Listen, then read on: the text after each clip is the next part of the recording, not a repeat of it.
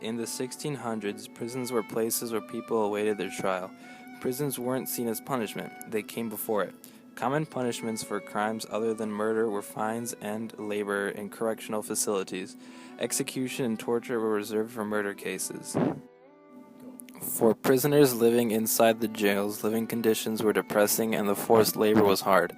Pennsylvania introduced confinement as a new form of punishment in 1682. By the late 1700s, prisons were becoming out of hand. They were described as dangerous, filthy, and prisoners tortured to the point of insanity.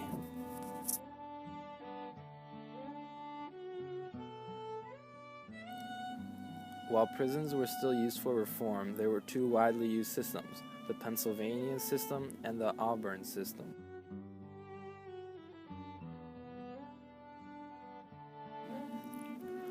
The Pennsylvania system relied on solitary confinement to reform prisoners. Their 24-hour day consisted of work, eating, and the occasional vocal instruction. They were kept apart and forced to wear hoods when escorted to and from their cells, forced to walk in single file with their heads turned to the right in order to keep up the solitary environment. Visitors, mail, and even newspapers were banned. Despite the mental toll on prisoners, they were given some luxuries such as central heating, flushing toilets, and proper sanitation. They were allowed to have a job within the prison and exercise. This design was the more influential between the two in American history.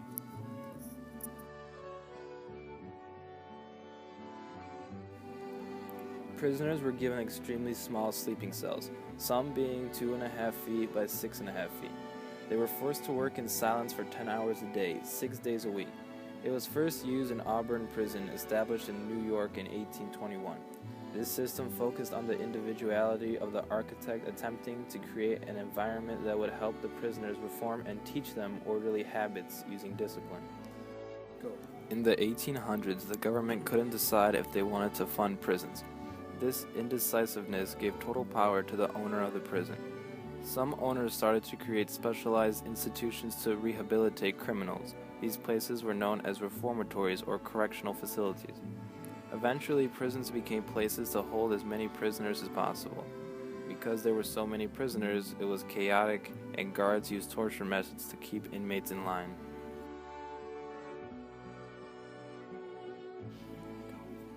As bad as prisons were, they got worse during the Civil War. There were hundreds of thousands of war prisoners. Over 56,000 died due to the brutal conditions. Fort Delaware, a Union prison, had a 25% mortality rate. In the South, Camp Sumter had a 29% mortality rate. Over the course of the Civil War, 150 prisons were established, and all of them were over capacity at one point. Women during the time period were also influential to the reform of the prison system. Dorothy Dix was one of the most well-known reformists during the era. While in England, recovering from a tuberculosis infection was the first time Dorothy was introduced to prison reform.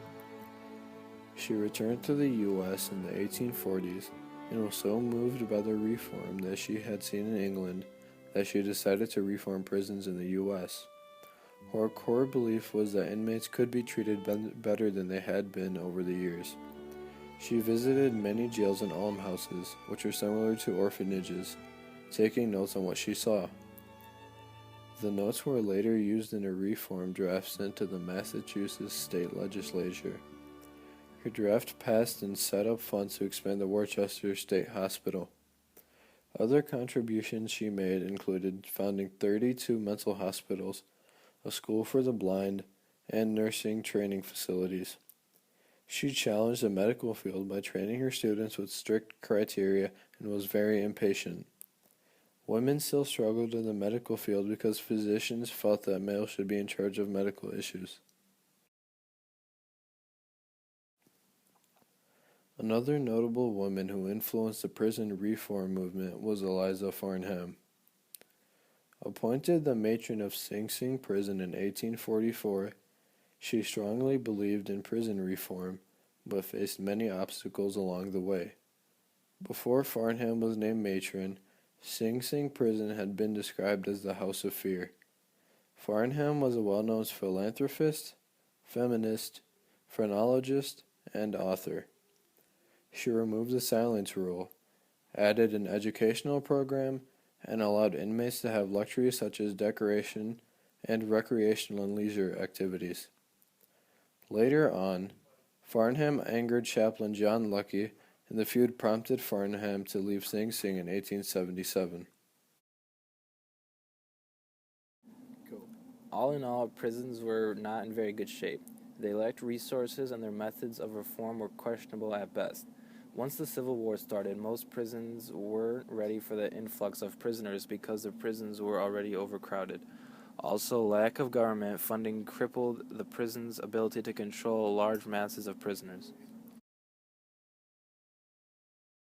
In the North, prisons were made from coastal fortifications, old buildings, and barracks in addition to the existing jails. Eventually, the amount of prisoners led to the use of makeshift facilities. For example, Maryland's Lookout Point wasn't so much of a jail as a tent city with high walls. The South was a different story. The Confederacy lacked the resources to make new jails, so they forced prisoners into crowded stockades. Andersonville, also known as Camp Sumter, was one of the most notorious Southern prisons. At its peak, it housed over 33,000 prisoners. It was made in early 1864, and the first prisoners came in February of that year. Over 400 prisoners a day arrived. This rate would not slow until June of 1864. At that point, it housed over 26,000.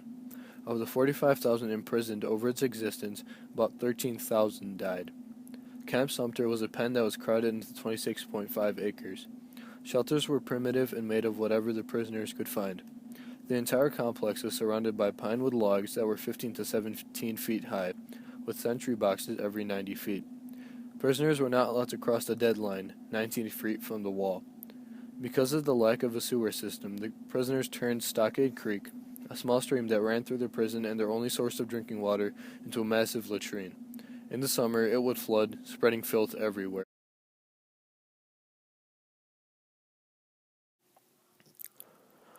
Despite all these issues, prisoners tried to cope with life, often by forming societies such as YMCA, thespian troupes, and newspapers.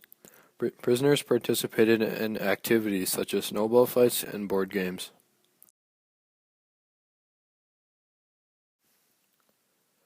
Prison was not very good in terms of food. Prisoners were fed mostly preserved meats and grains. The lack of fruit in their diet led to outbreaks of scurvy. However, the food that they were given was terrible. A Confederate prisoner complained of bread being sour. He also complained that good meat was given only twice a year, and even then it was rotten. Conditions were so bad that prisoners had to fish out bread crusts from the slop buckets and dry them out for consumption. A northern prisoner said that they would find rat dung in the rice, pea bugs in the peas, and worms in the cabbage soup. Yet another soldier in Richmond, Virginia, said that the ham given to them was rotten with maggots crawling all over it. The terrible food that they were fed led some prisoners to go to the extreme and try to eat rats and other vermin. Due to the lack of sanitation, outbreaks of disease were common. Prisoners often contracted smallpox, typhoid, dysentery, cholera, and malaria. Untreated wounds and sores often led to gangrene, and the affected body part would have to be amputated. In order to deal with their issues, prisoners on both sides used various methods to cope. At Johnson's Island Prison in Lake Erie, some prisoners formed a YMCA, debating society, and thespian troupe. When snow fell, prisoners would participate in snowball fights. Some prisons even published newspapers and established libraries. Most commonly, prisoners played chess, cards, and backgammon. One prisoner in the Danville Penitentiary sent a letter talking about how prisoners passed the time. He said that most people carved wood, played cards or board games, read or wrote letters to their loved ones.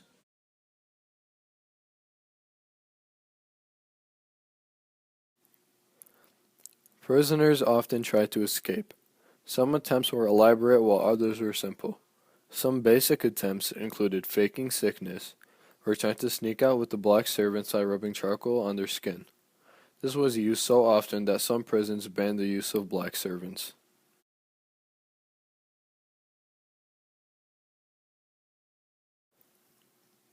Another common escape attempt used tunnels. One famous escape using tunnels was from Libby Prison in Virginia. 109 prisoners escaped, although half of them were caught again.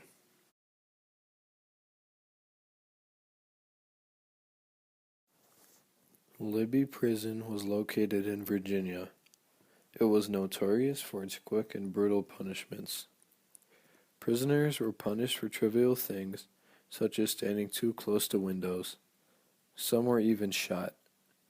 As the prison population grew, officials grew more and more afraid of a prison revolt as they had limited guards and resources. It was in this time period that the escape, along with some others, was planned and carried out. A group of Union officers tunneled in shifts, using chisels and a wooden spittoon.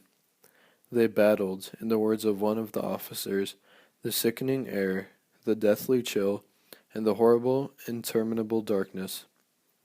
They also had to fight off hordes of rats. In the end, they tunneled for several weeks and made a 50 to 60-foot tunnel. In the end, 59 of the original 109 made it back to Union soil. 2 drowned in a river while escaping, and 48 were brought back.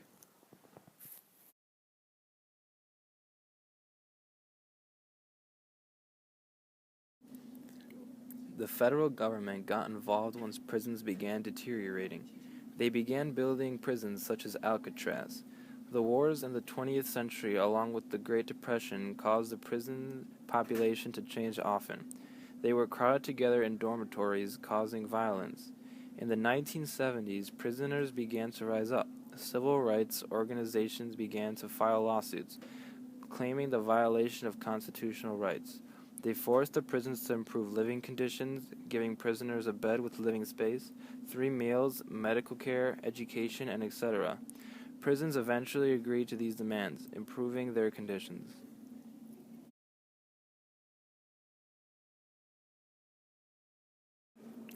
After the war, both sides verbally assaulted each other, especially the North, due to the harsh treatment of prisoners. Veterans of the North wrote brutal memoirs of their experiences. The South did as well, trying to claim some memory of the war. In the South, African Americans that attempted to celebrate the memories of the Union soldiers that died in prisons were assaulted, and riots broke out often. This silenced the emancipation talk. Veterans placed thousands of monuments on the fields of battle, but very few were met with as much resistance as those that had to do with prisons. The view of former prisoners became increasingly different.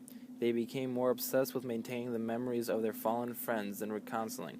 Benjamin Lloyd, the author and historian, said that the shared recognition of what it meant to be a soldier did not encompass the experience of the prisoner of war, and the same factors that encouraged national reconciliation continued to promote discord in the specific instance of Civil War prisons.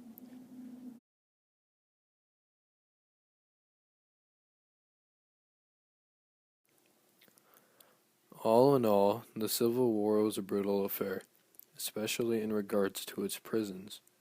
Soldiers were captured, forced to live in horrible conditions with very little food or sanitation, disease everywhere, and with little hope for escape or rescue.